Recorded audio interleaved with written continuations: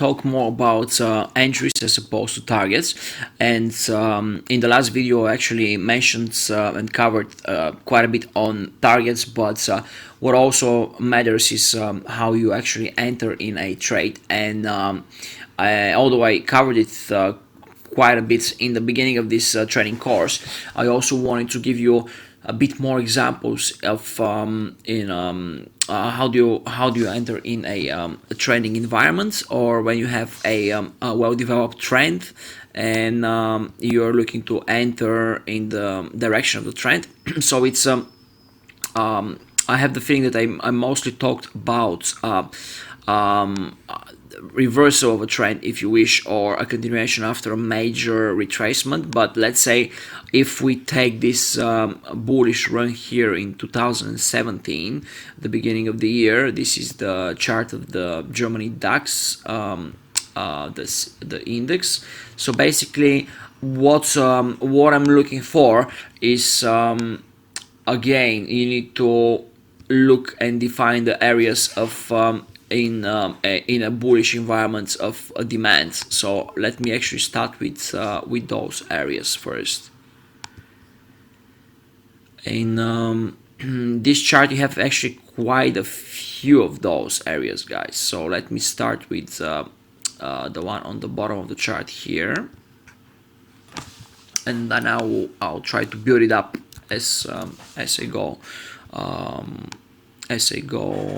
upwards. So you have the second level here, and again, this is based on the cluster theory and the big red or green candle around this cluster area. As you can see here, you have a very small cluster, you have a couple of big green candles, and you have here another place with quite a few, like a range trading candles. Then you have a green candle and another green before and after this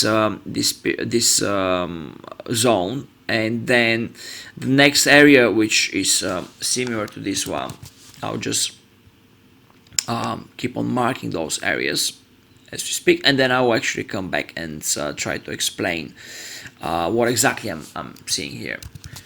Okay, then you have another one here.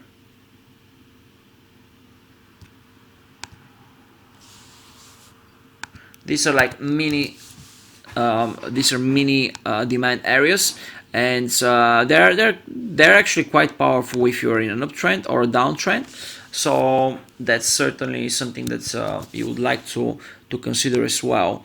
And although as with the other major demand areas, you have actually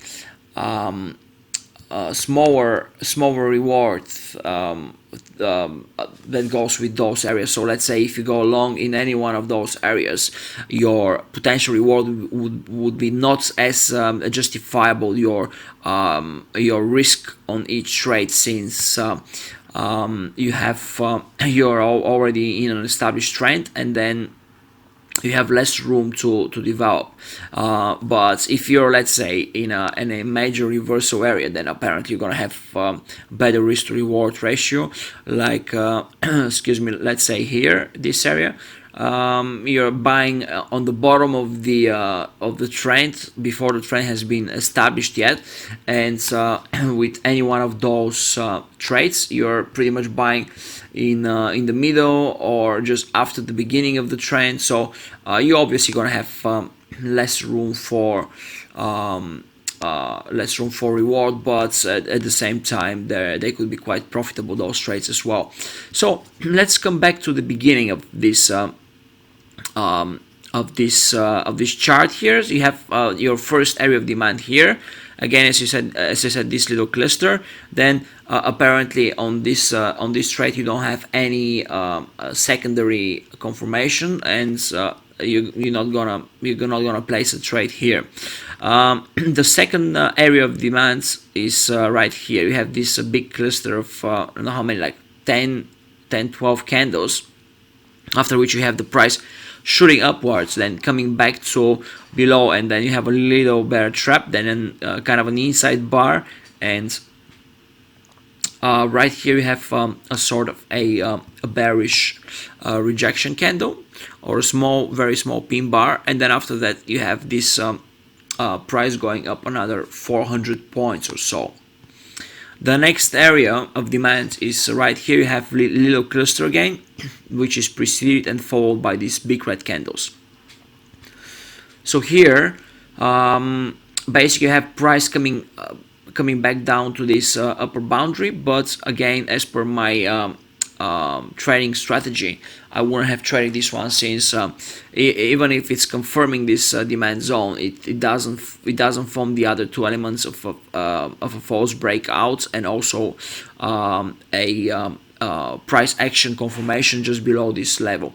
You have the price action confirmation on top of this level here, but again, it doesn't tick all the boxes for me.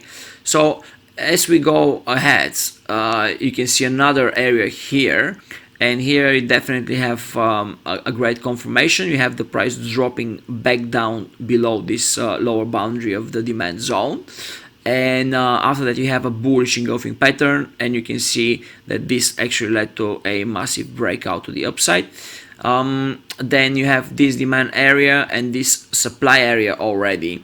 The move has been quite exhausted, so in this area you could have bought, but apparently you have a minor supply area above. So what some of the participants will be actually shorting, some of the participants will be buying, and then they'll meet somewhere in the middle, and then whoever wins the battle, then the price will actually go in his direction. So in this case, was the bears actually managed to be stronger than the bulls and push the price lower, and the price actually went down to the next demand area, and then it had a couple of confirmations here, and then another inside bar here, and as you can see, after that actually the price continued to the upside, and these trends kept on going for a bit longer, and here you already have the next level, which is a supply area, which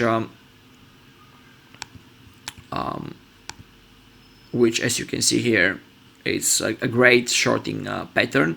We had the price just showing itself slightly above this upper range, and then forming a bearish engulfing, and then after that you had the price slashing to the downside, and this was probably my favorite trade from all the trades on this chart here.